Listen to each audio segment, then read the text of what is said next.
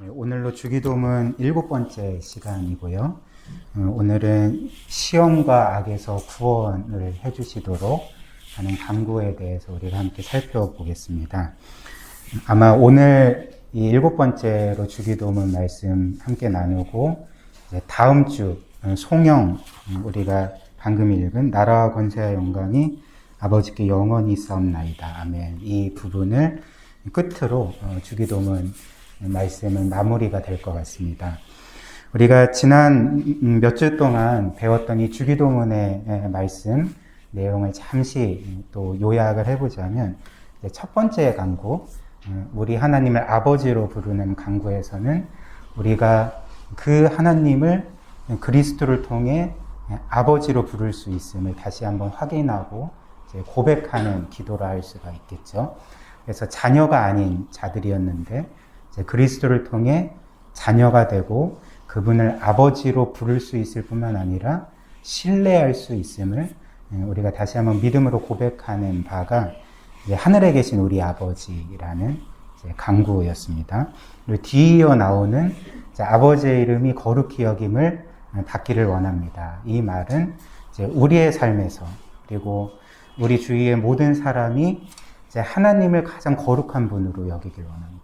하나님을 구별된 분으로 가장 중요하고 최고로 가치 있고 우리 인생의 궁극적인 목적으로 삼기를 원합니다라는 기도라고 말씀을 드렸습니다. 그런 고백이죠. 그리고 이것 자체가 우리에게는 가장 복된 일이기 때문에 우리의 삶과 우리의 행복과 우리의 평안과 모든 면에서 이것이 최고로 중요하기 때문에 주님께서는 아버지의 이름이 거룩히 여김을 받으시도록, 그리고 그것이 우리의 최고의 소원이 되도록 기도하라 말씀을 하셨고요. 그 다음에 아버지의 나라와 뜻을 구하는 기도입니다. 그래서 이제 내가 내 인생의 주인이 되는 것이 아니라 아버지가 내 인생의 주인이 되시도록, 내 안에 하나님의 나라가 임하고 통치가 임하도록, 그리고 내 뜻이 아닌 하나님의 뜻이 훨씬 더 중요하게 여겨지는 삶을 살아가게 해주십시오라는 기도가 그 나라와 또 그분의 뜻을 구하는 기도였죠. 그리고 우리뿐만 아니라 우리의 가족, 우리의 이웃, 우리의 교회와 이 지역사회 가운데 아버지의 나라가 임하고 뜻이 이루어지도록 간구하라 말씀하셨습니다. 그리고 이어서 이제 하나님께서는 특별히 우리와 관련된 기도의 제목도 알려주시는데, 첫 번째가 이제 일용할 양식이었죠. 그래서 매일매일에 우리가 먹고 살아갈 수 있는, 그리고 단지 먹고 살아갈 것뿐만 아니라 우리에게 필요한 모든 것들을 아버지 하나님께 구하는 기도를 할 수가 있고요.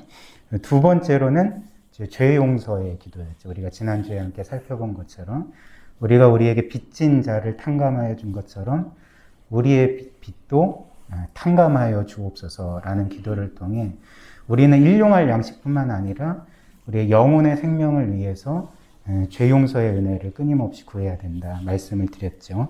그리고 오늘 이제 마지막으로 시험과 악으로부터 우리를 구원해 주시도록 기도하라고 명하셨습니다. 이 세 가지가 우리의 인생에서 가장 중요한 간구가 되는 거죠. 일용할 양식, 죄 용서, 그리고 유혹과 또 악한 영들에게서, 그리고 우리 안에 죄와 악으로부터 우리를 구원해 주시도록 기도하는 것이 가장 중요한 간구 세 가지라 할 수가 있습니다.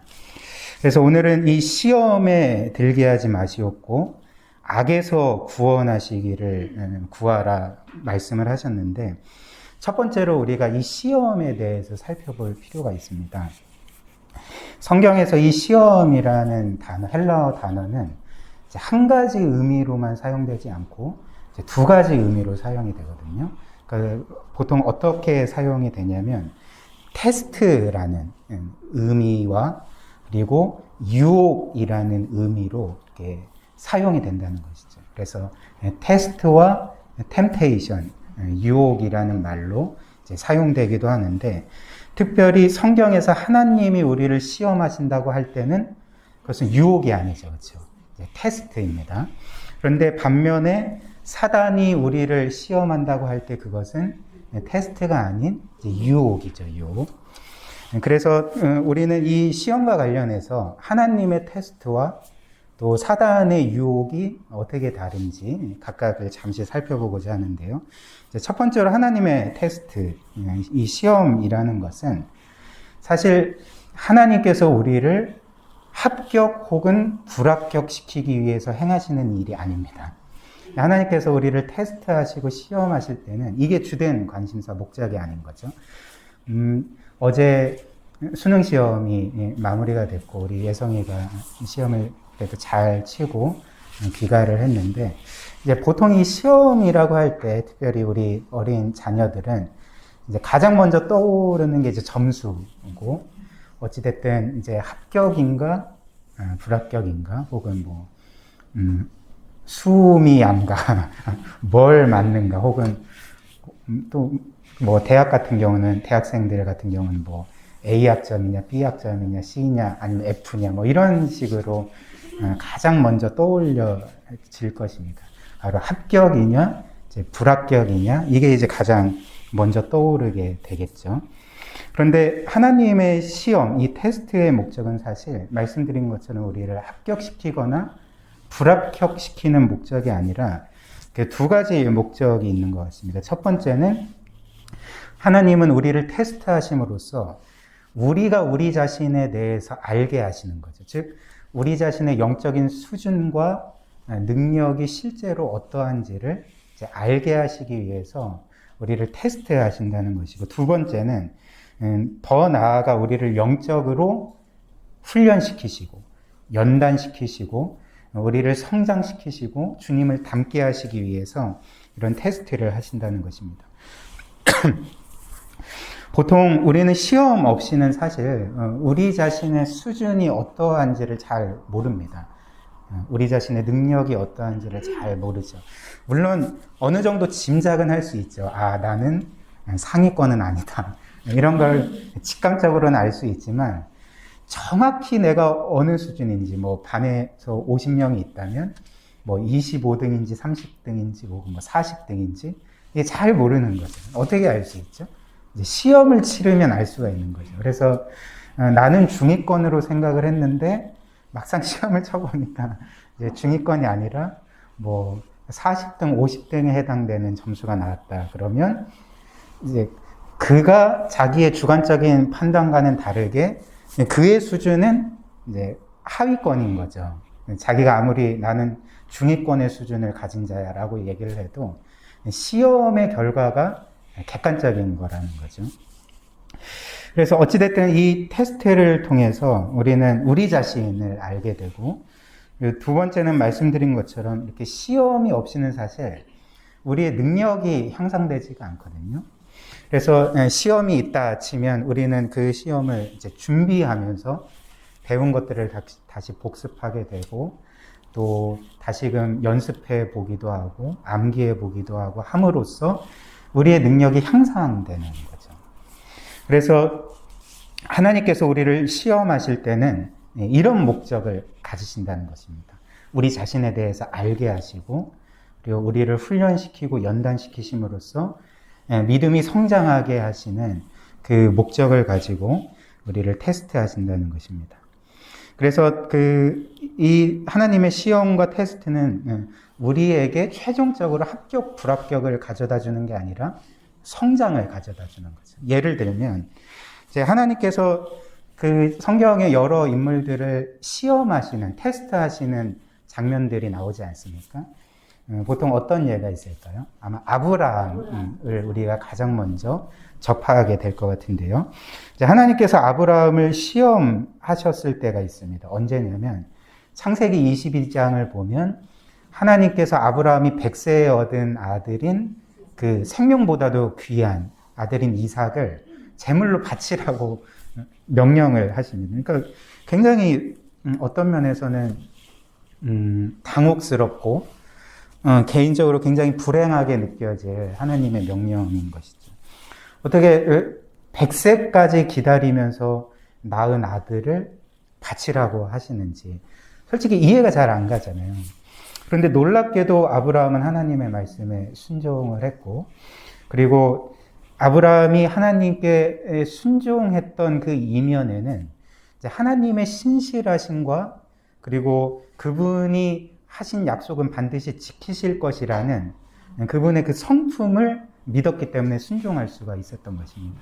예를 들면 히브리서 11장 19절에 따르면 이제 아브라함이 자기의 아들 이삭을 바칠 때 이제 어떤 믿음을 갖고 있었냐면 내가 이 아들 이삭을 죽이더라도 하나님은 이 이삭을 살리실 것이다. 이런 믿음을 갖고 있었다라고 기록하고 있습니다. 이게 무슨 이야기냐면 하나님은 분명히 이삭을 통해 너의 민족이 별처럼 많아질 거다 이렇게 약속을 해주신 거거든요. 그러니까 너는 복의 근원이 될 거고 너의 그런 자손을 통해서 메시아가 나실 것이고 그분이 모든 민족을 구원해 주실 거다. 이제 이런 약속의 내용이었는데 이삭이 죽어버리면 안 되잖아요. 하나님의 약속이 이루어질 수가 없는 거잖아요. 그러니까 실패하게 되는 거잖아요. 그러니까 아브라함이 믿기에는 하나님은 그런 분이 아니다. 하나님은 분명히 약속하셨기 때문에 그분의 신실하심에 의거해서 이 약속을 반드시 지키실 것이다. 근데 이삭을 죽이라고 명하셨으니까 내가 이 이삭을 죽이더라도 하나님은 이 이삭을 다시금 살리심으로 약속을 이루어 가실 것이다. 하나님은 신실하신 분이니까. 그러니까 이런 믿음이 바로 아브라함으로 하여금 그렇게 순종할 수 있게 만든 믿음이었다는 것입니다. 그런데 제가 질문 하나 해볼게요. 혹시나 이건 이제 가정이지만 아브라함이 불순종했다면 어떻게 됐을까요? 아브라함이 너 이삭 바쳐라고 했을 때 안 바쳐요 이렇게 했으면 어떻게 됐을까요? 하나님께서 아 그래? 너는 불합격이다 하면서 창세기 12장 1절부터 3절의 약속 너는 복의 근원이 될지라 이런 등등의 약속은 취소다 이렇게 하셨을까요? 그렇지 않습니다. 예. 말씀하신 것처럼 사실 이 시험을 통과하지 못했을지라도 불순종했을지라도 하나님이 그에게 주신 약속을 취소하시거나 혹은 그를 버리시거나 다른 사람을 세워 새로운 약속을 주셨을 리는 없을 거라는 거죠. 오히려 실패했지만 여전히 하나님은 그를 향한 약속을 지키셨을 것입니다. 이거를 어떻게 할 수 있냐면 사실 아브라함이 그 받은 하나님의 시험은 이게 처음이 아니었기 때문에 그렇습니다. 창세기 12장의 약속을 받고도 하나님은 그를 지속적으로 테스트했지만 그 아브라함은 실패하게 되거든요. 그러니까 예를 들면 하나님께서는 분명히 가나안 땅에 가라고 말씀하시고 거기에 머물라라고 말씀을 하셨는데 그 가나안 땅에 가뭄이 들게 됩니다. 그래서 이게 정말 하나님이 나에게 인도해 주신 나한테 주기로 약속하신 땅인가 의심이 되면서 이집트로 피난하게 되는 거죠. 이집트로 갔을 때 자기 안에 사라가 너무나도 예뻤기 때문에 자기가 이제 목숨의 위협을 받는 거예요. 그래서 자기의 누이라고 속이는 죄를 짓기도 하죠. 그리고 이후에 또 어떤 일이 벌어졌을까요? 분명히 아들을 주신다고 했음에도 불구하고 아브라함은 기다리지 못하고 초조해져서 그래서 그 하갈이라는 사라의 여종을 취해서 아들을 낳지 않습니까? 이스마엘이라는 아들을 낳게 됐는데 이 또한 사실 하나님의 테스트에서 실패한 거죠. 어떤 면에서는 불합격한 거죠. 그런데 하나님께서는 이런 아브라함의 실패에도 불구하고 여전히 그에게 신실하셨던 것입니다. 계속적으로 그에게 주신 약속을 이루어가고 계시지 않았습니까? 그래서 오히려 사실 이 모든 하나님의 테스트는 합격, 불합격의 목적이 있는 것이 아니라 아브라함으로 하여금 하나님의 약속을 받은 자로서 믿음의 조상이 되게 만드시려고 하는 그런 훈련과 연단의 과정으로서 사용을 하셨던 것이죠. 그리고 아브라함 또한 이전에 실패가 있었기 때문에 그리고 제가 테스트의 목적이 뭐라고 말씀드렸죠? 자기 자신을 보고 실력을 향상하는 거라 말씀하셨는데 아브라함도 이런 과정을 통해서 자신이 얼마나 믿음 없는 자인지를 깨닫게 되고 얼마나 연약한 자인지 하나님의 은혜가 필요한 자인지를 깨닫게 함으로써 그리고 또 실패 가운데 경험하는 하나님의 신실하심을 또 보고 경험하는 그 과정들을 통해서 점점 더 믿음의 사람이 되어져 갔던 거죠. 그래서 결국 이제 결정적으로 이삭을 바쳐라 라고 했을 때 자신의 지성으로는 도저히 이해할 수 없는 명령이었지만 하나님의 신실하심을 지금까지 경험했기 때문에 그것을 믿고 이제 순종했던 것입니다. 이게 하나님의 테스트라는 것이죠. 그리고 이는 그 아브라함에게 뿐만 아니라 사실 그의 자손인 야곱에게도 마찬가지 아닙니까? 야곱에게도 하나님의 약속이 주어졌습니다. 에서보다 너가 장자가 될 것이고 너를 통해서 메시아가 날 거고 그 메시아가 이 세상을 구원할 거다 라는 그런 의미의 약속을 받았음에도 불구하고 야곱은 믿음으로 기다리지 않고 자기의 꾀를 의지했던 것이죠.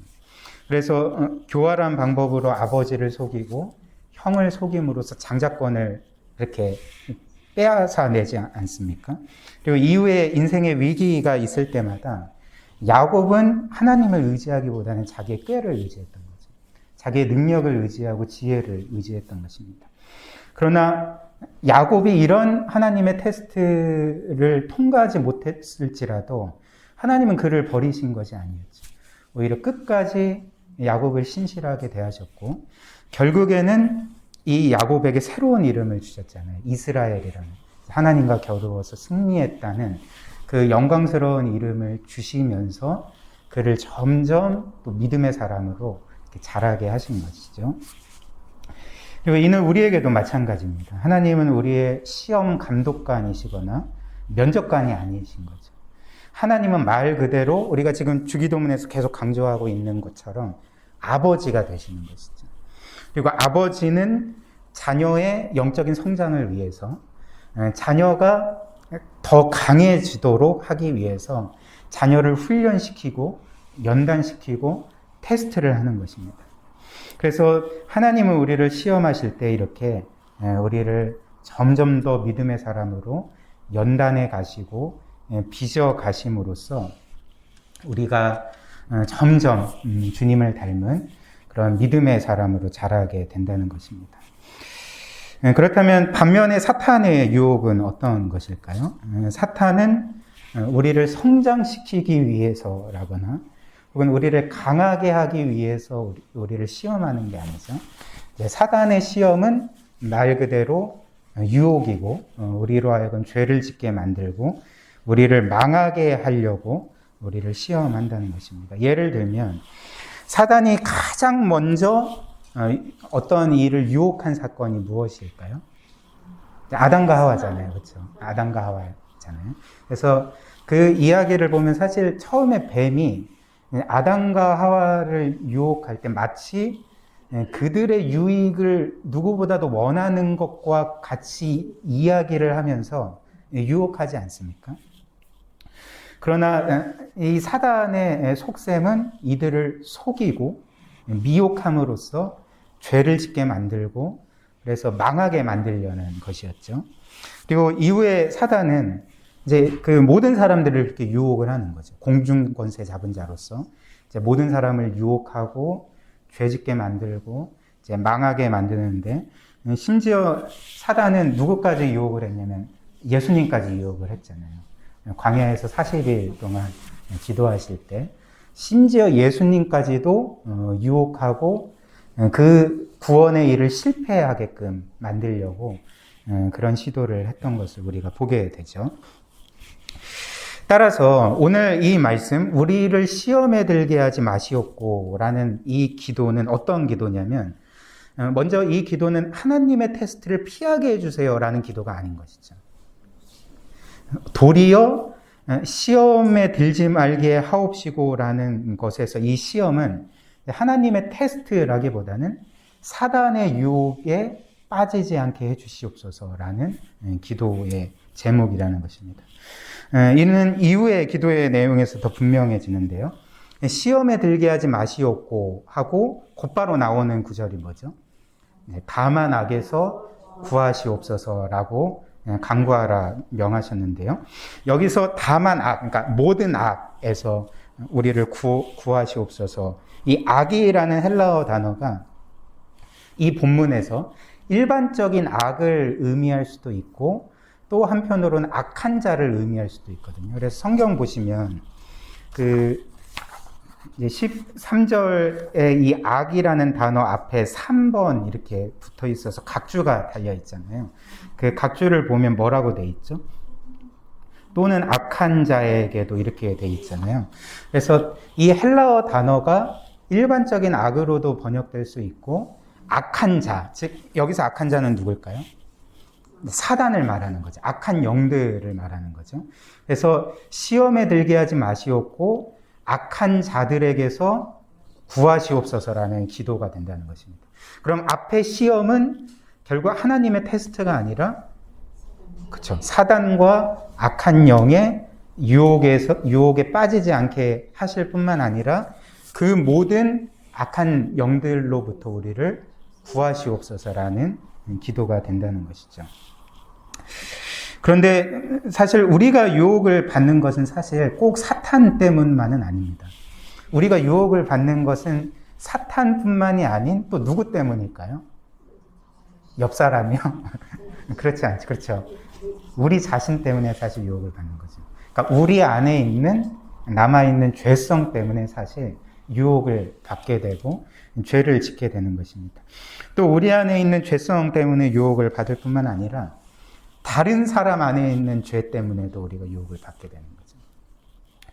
따라서 이 기도는 어떻게 번역하든지 간에 이제 분명한 사실은 그것이 사단의 유혹이든지 우리의 죄성으로 말미암는 유혹이든지 아니면 다른 사람의 죄로 인한 유혹이든지 그 유혹에서 구해달라고 기도해야 될 뿐만 아니라 그 모든 우리 안에 있는 악과 또 외부의 악들, 그 사단과 악한 자들에게서 우리를 구해달라고 기도하라는 명령이 바로 이 오늘 주기도문의 13절의 강구의 내용이라는 것입니다.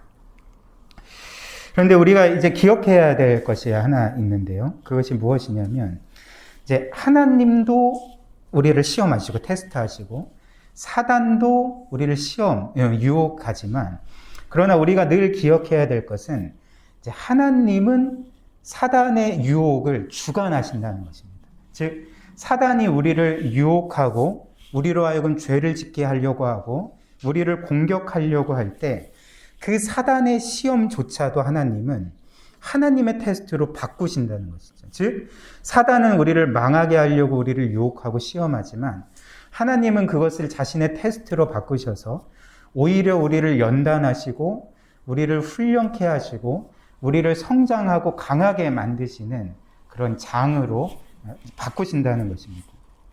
예를 들면 주님께서 잡히시던 날 밤에 베드로에게 그 사단의 시험에 대해 경고를 하시는 말씀이 있거든요. 누가복음 22장 31절과 32절 보면 이렇게 말씀하셨습니다. 제가 읽어드릴게요. 시몬아 시몬아 보라 사단이 너희를 밀 까부르듯 하려고 요구하였으나 그러나 내가 너를 위하여 너의 믿음이 떨어지지 않기를 기도하였노니 너는 돌이킨 후에 너의 형제를 굳게 하라. 이런 말씀을 하시면서 이제 사단이 너를 노리고 있다. 사단이 너를 무너뜨리려고 하고 있다. 조심해라. 라고 이제 말씀을 하시고 내가 그것을 위해서 너를 지켜주시도록 기도하겠다. 이런 말씀을 하시고 난 후에 예수님은 베드로와 제자들에게 이제 사단의 시험에 빠지지 않게 너희들이 깨어 기도하라 이렇게 말씀을 하시거든요. 그런데 이런 두 번에 걸친 사단의 시험을 조심하고 깨어 기도하라고 경고를 들었음에도 불구하고 이제 베드로는 어떻게 됐습니까? 우리가 아는 것처럼 처참하게 실패했던 거죠. 그래서 예수님이 잡히신 후에 베드로는 그 예수님을 3번이나 부인하게 되었고 또 마가복음 14장을 보면 심지어 자기에게 저주의 맹세까지 하면서 이게 진짜면 나는 저주받을 거다. 이렇게 맹세까지 하면서 극구 예수님을 모른다고 부정했던 것이죠. 그래서 이런 처철한 실패와 좌절을 겪게 됩니다. 그렇다면 이렇게 테스트에 통과하지 못한 베드로는 이후에 어떻게 됐습니까? 베드로는 망하지 않았죠. 물론 처참하게 실패했지만 주님께서 하신 말씀을 기억해 보십시오. 제가 방금 전에 읽어드렸던 누가복음 22장 말씀. 내 믿음이 떨어지지 않기를 기도하였노니 너는 돌이킨 후에 너의 형제를 굳게 하라 이렇게 말씀하셨거든요. 지금 이 주님의 말씀, 그러니까 너는 돌이킨 후에 너의 형제를 굳게 하라 라는 말씀에서 이미 베드로의 실패가 암시되어 있는 거죠. 왜냐하면 돌이켰다는 것이 어찌됐든 실패를 했고 거기서 돌이켰다는 의미이고 돌이킨 후에 너의 형제를 굳게 하라 이렇게 말씀을 하시는 거니까 사실 예수님은 너 사단의 시험 조심해야 돼. 깨어 기도해야 돼. 라고 말씀하시면서 동시에 베드로가 처참하게 실패할 것을 미리 알고 계셨다는 것입니다. 그래서 사실 베드로가 이런 실패에도 불구하고 너는 돌이켜 형제를 굳게 하라 라는 말씀처럼 이후에 초대교회의 수장이 되어서 많은 자들을 목회적으로 이렇게 이끌지 않습니까? 어떻게 이런 일이 일어나게 될까요? 바로 주님께서는 사단의 이 시험을, 유혹을 하나님의 테스트로 바꾸어 놓으셨기 때문에 그런 거죠. 사단은 베드로를 망하게 하려고 그를 유혹했지만, 그리고 결국 쓰러뜨렸지만, 하나님은 그것을 통해서 베드로에게 더 영적으로 성숙해지도록, 성장해지도록 모든 것을 역사하시고 합력하여 선을 이루게 하셨다는 것입니다. 그래서 베드로는 사실 이 실패를 통해서 자기의 정말 아무것도 아님을 깨닫게 되지 않았겠습니까? 내가 정말 예수님의 수제자로서 지금까지 예수님을 잘 따랐고 호의하고 어찌됐든 다른 제자들이 예수님을 부인할지라도 나는 결코 예수님을 부인하지 않을 겁니다. 떠나지 않을 겁니다. 그렇게까지 말했던 난데 실제 결과는 예수님을 3번이나 부인해버리는 거죠. 그러니까 자기 자신에 대해서 이제 절망하게 되는 거죠. 아, 내가 이 정도 수준의 사람이었구나. 내가 이렇게까지 죄인이었구나. 나는 정말 아무것도 아니구나. 라는 것을 확인하는 동시에 예수님이 부활하신 후에 그 베드로를 용서해 주시는 거죠. 그래서 나 같은 죄인까지도 용서해 주시는 주님의 사랑을 경험하면서 베드로는 오히려 사단의 시험으로 인해서 무너지지 않았다면 경험해 보지 못할 그 주님의 은혜와 사랑을 통해 그렇게 예루살렘 교회의 수장, 지도자가 될 수 있었다는 것입니다. 이것이 바로 우리의 모든 그 겪는 유혹들을 하나님의 테스트로 바꾸셔서 도리어 우리 자신을 강하게 하고 우리를 예수 그리스도를 닮게 하는 그런 하나님의 역사를 보게 된다는 것이죠. 그래서 이처럼 하나님은 우리에게 일어나는 모든 일을 합력하여 선이 되게 하시는 분이십니다. 심지어 사단과 우리 안에 있는 죄뿐만 아니라 실제 우리가 행하는 죄까지도 주관하셔서 도리어 자기의 자녀의 그 실수를 회개할 뿐만 아니라 다시 한번 하나님의 은혜를 받은 자로서 굳세게 일어날 수 있는 그런 사람들로 우리를 빚어가시는 것이 바로 이 하나님의 은혜로운 일이 되는 것이죠. 마지막으로 이 말씀을 통해 몇 가지 적용을 해보겠는데요. 첫 번째로 우리는 시험을 겪을 때 이상한 일을 겪는 것과 같이 여기지 말아야 됩니다. 베드로전서 4장 12절 13절 보면 이런 말씀이 있습니다. 사랑하는 자들아 너희를 연단하려고 오는 불시험을 이상한 일 당하는 것 같이 여기지 말고 오히려 너희가 그리스도의 고난에 참여하는 것으로 즐거워하라. 이는 그의 영광을 나타내실 때에 너희로 즐거워하고 기뻐하게 하려 함이라. 이런 말씀을 합니다. 이 말씀이 우리에게 시험이 올 때 이상한 일 겪는 것과 같이 이상하게 여기지 말라라고 말씀을 하는 거죠. 왜 그럴까요? 시험은 이상한 일이 아니니까 이상히 여기지 말라 말씀하는 겁니다. 이상한 일이 아니라는 말은 나만 겪는 시험이 아니라는 것이죠. 그러니까 모든 사람이 겪는 시험이고 그리고 모든 사람이 필연적으로 겪으며 살아갈 수밖에 없는 것이 이제 시험이기 때문에 우리에게 시험이 올 때, 시험을 겪을 때에 이상한 일 당하는 것처럼 여기지 말라 이렇게 말씀하는 것입니다. 그리고 사실 우리가 시험을 당할 때 우리를 가장 힘들게 하는 게 뭘까요? 사실 우리가 시험을 당할 때 우리를 가장 힘들게 하는 것은 시험 자체가 아닙니다. 시험으로 말미암는 고난 때문에 힘든 게 아니거든요. 도리어 우리를 가장 힘들게 하는 것은 이제 시험 자체가 아니라 그 시험을 대하는 우리의 마음가짐과 태도가 우리를 가장 힘들게 한다는 것이죠. 무슨 이야기냐면, 시험과 고난을 당할 때 보통 사람들은 세 가지 반응을 하거든요. 첫 번째 반응은 뭐냐면 분노입니다. 어떻게 나에게 이런 일이 일어날 수 있나? 나같이 착하고 성실하게 산 사람에게 어떻게 이런 일이 일어날 수 있나? 이 일은 내가 겪을 수 있는 종류의 일이 아니야. 합당치 않아. 나는 이런 일을 겪으면 안 돼. 라고 하면서 이제 분노하는 것이죠. 이게 첫 번째 반응이고, 이제 두 번째 반응은 뭐냐면 절망입니다. 내가 이런 일이 생길 줄 알았어. 내가 지금까지 죄도 많이 짓고 어찌됐든 참 엉망진창으로 살았는데 이런 일을 겪을 줄 알았는데 이제야 겪다니 나는 아무것도 아니야 하면서 이렇게 절망해 버리는 것이죠. 그리고 이 두 부류의 사람들, 그러니까 분노하거나 절망하거나 이 두 부류의 사람들이 결국 또 어떻게까지 나아가냐면, 그러므로 이 세상은 살만한 세상이 아니야. 이 세상은 아무런 희망이 없어. 라고 하면서 이제 회의주의에 빠지게 되는 거죠. 그래서 역시 삶은 어떻게 살든지 간에 불행해. 뭐 이런 식으로 이제 나아가게 되는 거죠. 그런데 이런 두 부류의 사람, 이제 분노하는 사람, 절망하는 사람의 공통점이 있습니다. 그게 무엇일까요? 그들의 인생관이 공통점이거든요. 그러니까 어떤 인생관? 그러니까 인생을 바라보는 관점인데 어떻게 바라보냐면 착하게 살면 인생은 잘 되고 나쁘게 살면 인생은 안 돼라는 그런 인생에 대한 관점을 갖고 있는 것입니다. 그래서 이런 생각을 갖고 있기 때문에 내가 착하게 살았는데 어떻게 나에게 이런 시험과 고통이 올 수 있어? 라고 분노하게 되고, 그리고 이렇게 생각하기 때문에 나는 역시 죄도 많이 짓고 엉망진창으로 살았는데 내가 이런 일 당하는 건 당연하지 하면서 절망하게 되는 반응을 보이게 된다는 것입니다.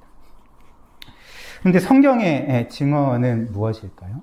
그 사람이 착하든지 나쁘든지 시험은 찾아온다는 것이죠.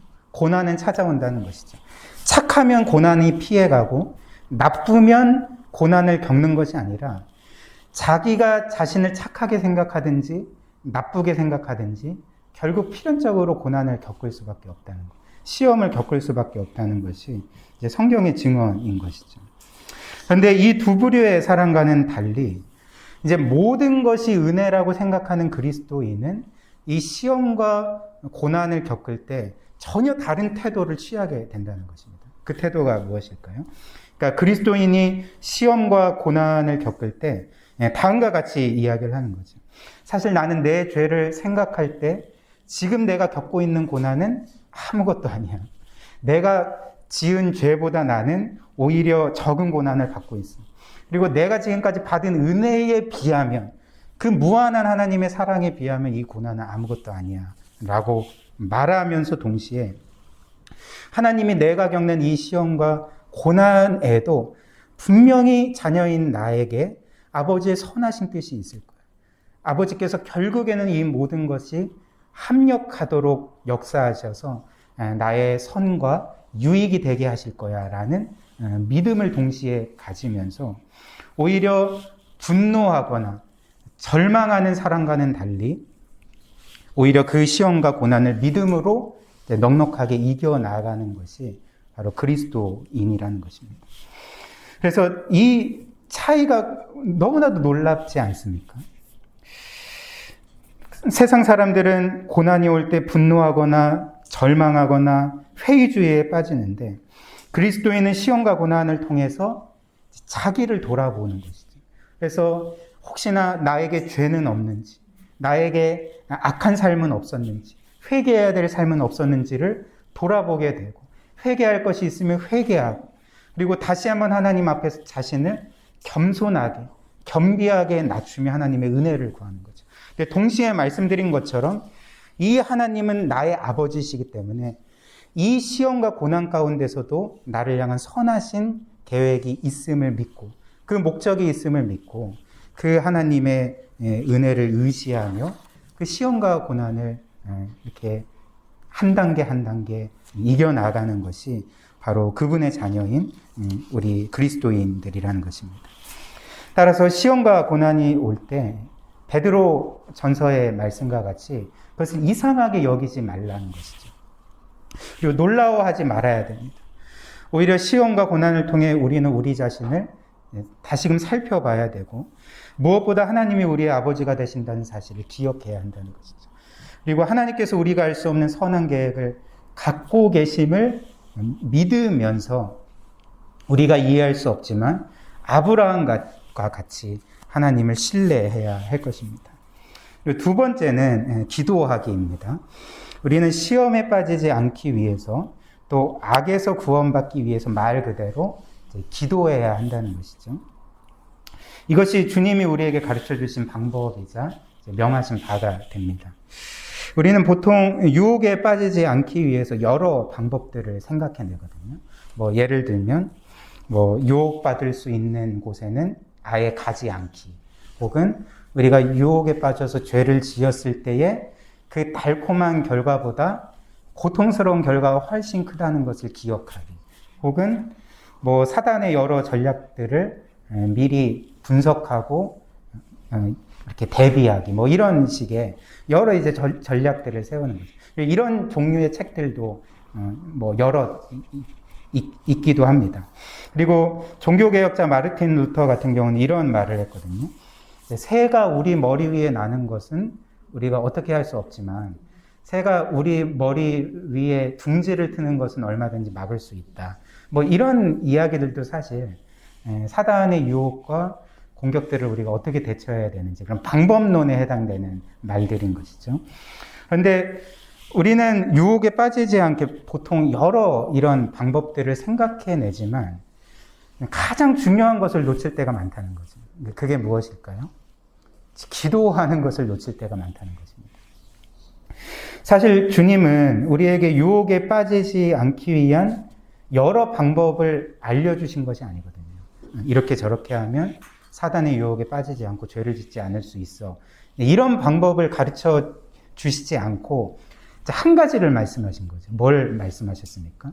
시험에 들게 하지 않게 하고 모든 악에서 구원해 주시도록 기도하라, 이렇게 말씀하시지 않았습니까? 너희가 깨어 기도하라, 이렇게 말씀을 하셨던 것입니다. 단지 이것을 말씀하셨던 뿐인 것이죠. 그리고 이것이 가장 중요합니다. 기도는 가장 단순하면서 또 우리의 우리에게 닥치는 모든 사단의 시험과 유혹과 공격을 이겨낼 수 있는 하나님의 가장 큰 능력이라 할 수가 있는 것이죠. 특별히 베드로전서 5장 8절에 이런 말씀이 있거든요. 근신하라, 깨어라, 너희 대적 마귀가 우는 사자와 같이 두루 다니며 삼킬 자를 찾나니 라고 말하는 것이죠. 그래서 이 말씀이 우리에게 알려주는 바가 무엇입니까? 사단은 늘 우는 사자와 같이 우리를 시시탐탐 노리고 있다는 것이죠. 그렇기 때문에 우리 또한 매 순간마다 깨어서 기도하는 게 합당하지 않습니까? 사단은 시시탐탐 우리를 노리고 있는데 우리가 뜨문뜨문 기도한다면 우리는 결국에는 사단의 유혹에 넘어가 죄를 짓고 실패할 수밖에 없지 않겠습니까? 그렇기 때문에 우리는 주님께서 우리에게 명하신 것처럼 다른 어떤 방법론이 아니라 무엇보다도 기도해야 되고 시험에 빠지지 않도록, 그리고 모든 악으로부터, 악한 자들로부터 우리를 구원해 주시도록 늘 깨어서 기도해야 된다는 것이죠. 그리고 우리가 이렇게 기도할 때 주님께서는 약속하신 것처럼 우리를 모든 유혹과 그 악한 영으로부터, 그리고 우리 안의 죄성으로부터 우리를 보호해 주실 것이고 지켜 주실 것이고 이제 구원해 주실 것입니다. 그리고 마지막 세 번째로 실패할 때 그리스도를 의지하기입니다. 우리는 깨어서 기도하라는 말씀도 듣고 그것을 실천할 수도 있지만 그러나 분명한 사실은 우리는 언젠가는 늘 실패할 수밖에 없는 사람들이라는 것입니다. 물론 우리가 승리할 때도 있지만 패배할 때도 있는 것이죠. 왜냐하면 우리는 이 땅에서 사는 동안 완전한 상태에 이를 수 없기 때문에 그렇습니다. 우리는 늘 실패를 안고 사는 사람들인 것이죠. 그렇다면 실패했을 때 우리는 어떻게 해야 될까요? 그리스도를 바라봐야 되는 거죠. 왜 그럽니까? 그리스도께서 이미 우리를 대신하여 모든 시험을 이기셨기 때문에 그런 것이죠. 그리고 그리스도께서 우리 대신 모든 악한 영으로부터 우리 대신 승리를, 궁극적인 승리를 이루셨기 때문에 우리는 실패하더라도 우리의 머리 대신 그리스도, 우리와 연합되어 있는 그리스도께서 승리하셨기 때문에 우리는 실패할 때 승리하신 그리스도를 바라보아야 된다는 것입니다. 그래서 하나님께서는 그 그리스도께서 이루신 승리를, 그분을 믿는 우리의 승리로 여겨주신다는 것이죠. 그리고 실패한 우리를, 죄인인 우리를 마치 그리스도 안에서 그리스도의 의로움을 덧입은 자처럼, 의로운 자처럼 선언해 주시기 때문에 우리는 실패 가운데서도 끊임없이 그리스도를 바라보며 그리스도 안에서 우리가 이미 승리했음을 믿고 확신해야 된다는 것입니다. 그래서 다시금 일어서야 된다는 것이죠. 그래서 우리의 이 땅에서의 궁극적인 승리는 사실 이 땅에서 우리가 얼마만큼 신앙생활을 잘 하느냐에 달린 것이 아닙니다. 사실 우리의 궁극적인 승리는 이미 끝난 것이죠. 확정된 것이죠. 바로 2000년 전에 예수 그리스도께서 십자가에 죽으심과 부활하심을 통해 우리를 위한 궁극적인 승리, 죄와 사망의 권세와 악한 영들에 대해서 궁극적인 승리를 이루셨기 때문에 이 땅에서의 우리의 궁극적인 승리는 우리에게 달려있는 것이 아니라 이미 그리스도께서 이루셨고, 그래서 우리는 그리스도 안에서 이미 승리한 자로서 승리한 삶을 살아갈 뿐이라는 것입니다. 그래서 실패할 때 우리는 늘 이제 그리스도를 바라보아야 된다는 것입니다. 그래서 이를 기억하며 그리스도 안에서 승리한 자로서, 물론 우리가 늘 거듭거듭 실패하지만 우리의 실패가 그리스도의 실패가 아니죠.